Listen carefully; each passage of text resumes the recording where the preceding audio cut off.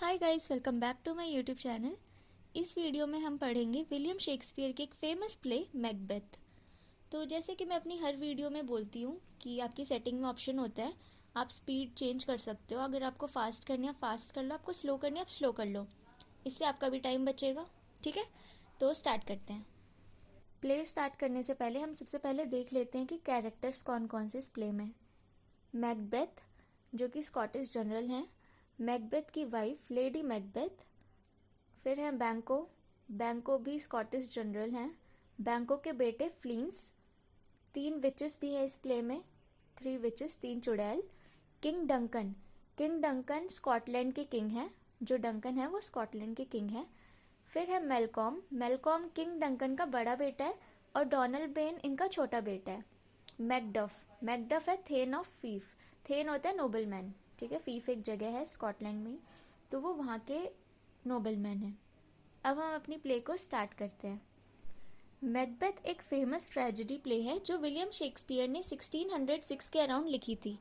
ये पूरी story Macbeth के अराउंड रिवॉल्व कर रही है। जो इस स्टोरी के या इस प्ले के जो मेन प्रोटैगनिस्ट हैं वो मैकबेथ हैं, जो हमने अभी पढ़ा कैरेक्टर्स में स्कॉटिश जनरल। इस प्ले में टोटल 5 एक्ट्स हैं, 5 एक्ट्स हैं, और हर एक्ट में दिखाया गया है कि कैसे मैकबेथ का एम्बिशन यानी मैकबेथ की महत्वाकांक्षा, महत्वाकांक्षा राइट, हाँ, तो महत्वाकांक्षा उसके डिस्ट्रक्शन का रीज़न बनती है। उसका लालच कैसे उसकी बर्बादी की तरफ उसको लेके जाता है। ठीक है, क्योंकि जब कोई इंसान बिल्कुल ही अंधा हो जाता है ना अपने एम्बिशन को लेके, तो वो अच्छे और बुरे का डिफरेंस ही भूल जाता है। अच्छा एम्बिशन ठीक है, बट अंधा एम्बिशन लोगों को अच्छे बुरे का डिफरेंस भुलवा देता है, और कैसे भी उसको वो चीज़ हासिल करनी होती है, और यही कारण बनता है उसकी बर्बादी का। तो हमारा एक्ट 1 स्टार्ट करते हैं। एक्ट 1, इस प्ले की स्टार्टिंग होती है 3 विचेस से, यानी 3 चुड़ैल से, जो तूफान के टाइम पे मिलती हैं, और वो तीनों प्लान करती हैं कि बैटल ख़त्म होने के बाद वो मैकबेथ से मिलेंगी। अब कौन सा बैटल? बैटल स्कॉटलैंड और नॉर्वेजियन आर्मी के बीच में चल रहा है। तो उस बैटल में मैकबेथ और बैंको भी लड़ रहे हैं स्कॉटलैंड की तरफ से। तो चुड़ैल वही डिस्कस कर रही होती हैं कि जब बैटल ख़त्म हो जाएगा तो वो मैकबेथ से मिलेंगी।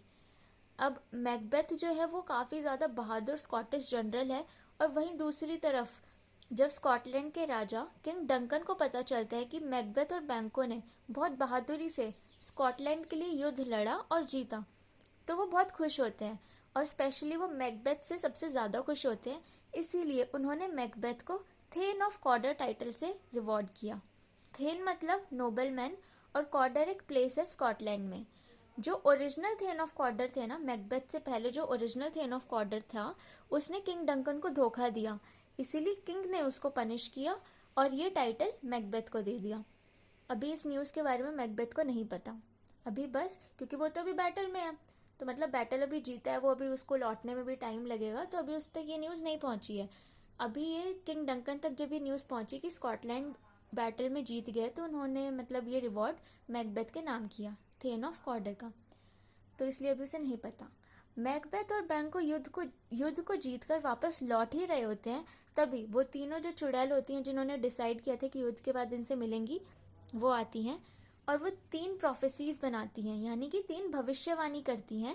पहली भविष्यवाणी उनको बताती है कि जो मैकबेथ है वो थेन ऑफ कॉर्डर बनेगा, सेकंड मैकबेथ स्कॉटलैंड का राजा बनेगा, और थर्ड भविष्यवाणी होती है कि जो बैंको के बेटे हैं, बैंको का जो बेटा है वो राजा बनेगा। ठीक है, फिर विचेस चली जाती हैं और मैसेंजर आता है, जो राजा का जो मैसेंजर है, मतलब उस स्कॉटलैंड में जो राजा के जो मैसेंजर हैं वो आते हैं, वो मैकबेथ को बताते हैं कि उसे थेन ऑफ कॉर्डर बना दिया गया है।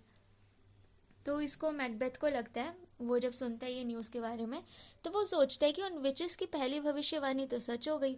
अब उसके मन में राजा बनने का ख्याल आने लगता है, क्योंकि दूसरी भविष्यवाणी तो यही थी कि मैकबेथ स्कॉटलैंड का राजा बनेगा। तो मैकबेथ अपनी वाइफ लेडी मैकबेथ को एक लेटर लिखता है और उन भविष्यवाणियों के बारे में बताता है। लेडी मैकबेथ के मन में लालच आ जाता है, वो काफ़ी एम्बिशियस हो जाती हैं और किंग डंकन को मारने का प्लान कर लेती है। वो डिसाइड कर लेती है अब तो किंग डंकन को कैसे भी मारना ही है। जब किंग उनके कैसल में आएंगे, तब जो किंग डंकन है, जब इन लोगों के कैसल में, इन लोगों के महल में आएंगे, मैकबेथ के महल में आएंगे, तब वो उसको मार देंगे, ये लेडी मैकबेथ प्लान करती हैं। स्टार्टिंग में तो मैकबेथ काफ़ी ज़्यादा हेजिटेट हो रहा होता है, काफ़ी उसको हेजिटेशन हो रही होती है, वो डर रहा होता है, पर लेडी मैकबेथ ने उसको इतना मैनिपुलेट कर दिया, इतना कन्विंस कर दिया कि वो भी रेडी हो जाता है मर्डर करने के लिए। यहाँ पे हमारा एक्ट 1 ख़त्म होता है। फिर हमारा सेकेंड एक्ट स्टार्ट होता है। किंग डंकन मैकबेथ के महल में रुकते हैं। जो किंग डंकन है वो इनके महल में आए हैं और वो वहाँ पे रात में रुकने का फैसला करते हैं। तो रात में मैकबेथ को एक डैगर दिखता है। डैगर मतलब एक इमेजिनरी खंजर दिखता है जो उसको राजा के कमरे की ओर लेके जाता है, और डरते हुए भी मैकबेथ किंग का मर्डर कर देता है। अब आप लोग ये सोच रहे होगे कि इमेजिनरी खंजर से कैसे मार सकते हैं, ठीक है, पर उसने रियल खंजर से ही मारा है। इमेजिनरी खंजर यहाँ पे एक सिंबल है उसके डर और लालच का। मैकबेथ बहुत डर और पछतावे में आ जाता है। लेडी मैकबेथ उसे संभालती हैं और वो जो खून लगा हुआ जो खंजर होता है जिससे उसने किंग डंकन को मारा होता है, उसने मैकबेथ ने, वो क्या करती है लेडी मैकबेथ, उससे उस खंजर को लेके गार्ड्स पर डाल देती हैं। सारा ब्लेम गार्ड्स पर डाल दिया जाता है। फिर सुबह जब मैकडफ आता है, मैकडफ कौन है? मैकडफ है थेन ऑफ फीफ और किंग डंकन का सबसे वफादार। उसको किंग की डेड बॉडी मिलती है और इधर मैकबेथ गुस्से का नाटक करके गार्ड्स को मार देता है। वो ऐसा प्रिटेंड करता है कि गार्ड्स ने उसको मारा, उन पे सारा गुस्सा निकालने के लिए उन्हीं को मार देता है, दिखाने के लिए, ठीक है। किंग डंकन के जो बेटे हैं, जो राजा के जो बेटे हैं, जो कि अब राजा बनने चाहिए क्योंकि राजा तो मर गए, अब उनके वंश ही तो राजा बनेंगे, तो जो उनके बेटे हैं मेलकॉम और डोनल बेन, वो डर कर भाग जाते हैं। अब क्योंकि मेलकॉम और डोनल बेन भाग जाते हैं तो प्रजा को ये लगता है, यानी जो जनता होती है उनको ये लगता है कि कहीं इन्हीं दोनों ने तो अपने पिता को नहीं मार दिया लालच में आके, पर ऐसा नहीं होता, मैकबेथ ने मारा होता है। तो अब होता क्या है कि सबको सबसे ज़्यादा विश्वास मैकबेथ पे ही होता है, सबको लगता है वो बहुत अच्छा है क्योंकि सबका शक तो उनके बेटों पे चला गया, तो मैकबेथ को नया राजा बना दिया जाता है। यहाँ पे हमारा एक्ट 2 ख़त्म होता है। अब एक्ट 3, उन विचेस की दोनों भविष्यवाणी सच हो गई। पहला कि मैकबेथ थेन ऑफ कॉर्डर बनेगा, बन गया। दूसरा, मैकबेथ राजा बनेगा। अब जैसे तैसे बना पर बन तो गया ही ना। अब मैकबेथ राजा बन गया लेकिन वो अब भी डर में जी रहा है। उसे याद आता है कि तीसरी भविष्यवाणी थी कि बैंको के बेटे राजा बनेंगे, इसलिए मैकबेथ प्लान करता है कि बैंको और उसके बेटे फ्लींस को मरवाने का। बैंको तो मर जाता है लेकिन फ्लींस बचकर जैसे तैसे भाग जाता है वहाँ से। फिर कुछ दिन बाद एक भोज ऑर्गेनाइज करवाया जाता है, बैंकेट ऑर्गेनाइज करवाया जाता है। उसमें मैकबेथ को बैंको का भूत दिखता है। वो देख के मैकबेथ बहुत ज़्यादा डर जाता है और अजीब सा बिहेव करने लग जाता है। तो वहाँ पे जो लोग आए होते हैं ना, उसको उसकी हरकतें देख के उस पर थोड़ा शक सा होने लगता है कि ऐसा क्यों बिहेव कर रहा है, कहीं इसने कुछ किया तो नहीं है किंग डंकन के साथ। वहीं दूसरी तरफ जब मैकडफ को भी शक होने लगता है, जो मैकडफ है थेन ऑफ फीफ, जब उसको भी शक होने लगता है मैकबेथ पर, तो वो मेलकॉम के साथ मिल जाता है।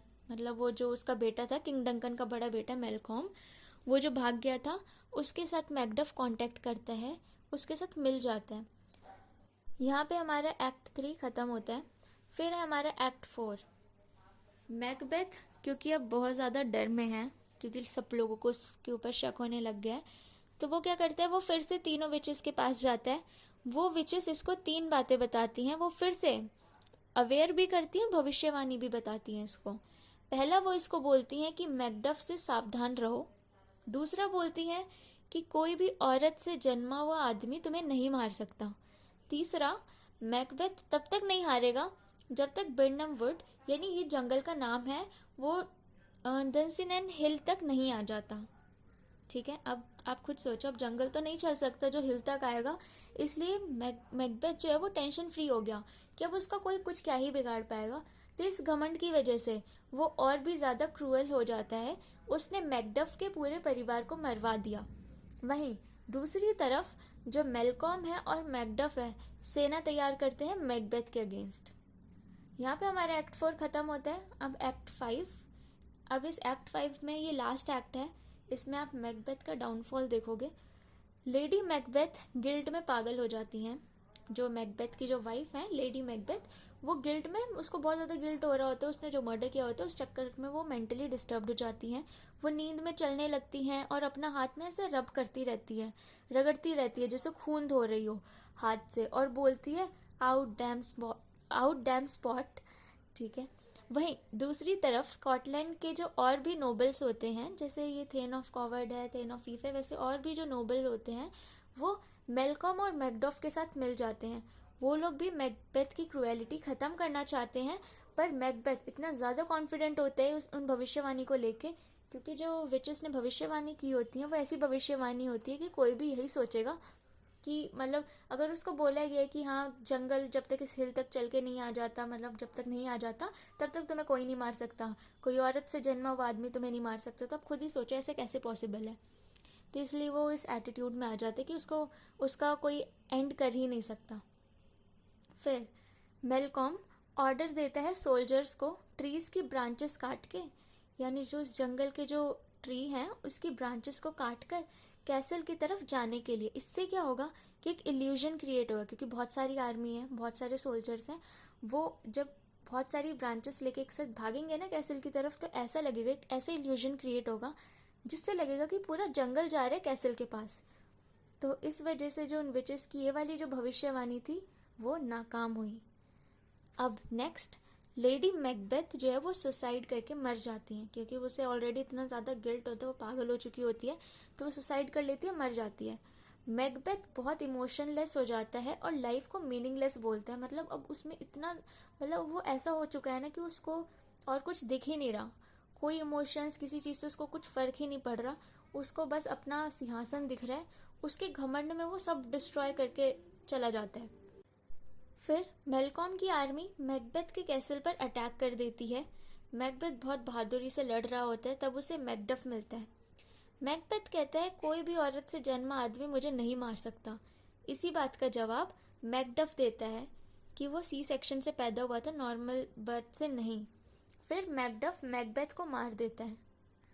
नाम में बिल्कुल भी कंफ्यूज मत होना मैकबेथ और मैकडफ से, ठीक है।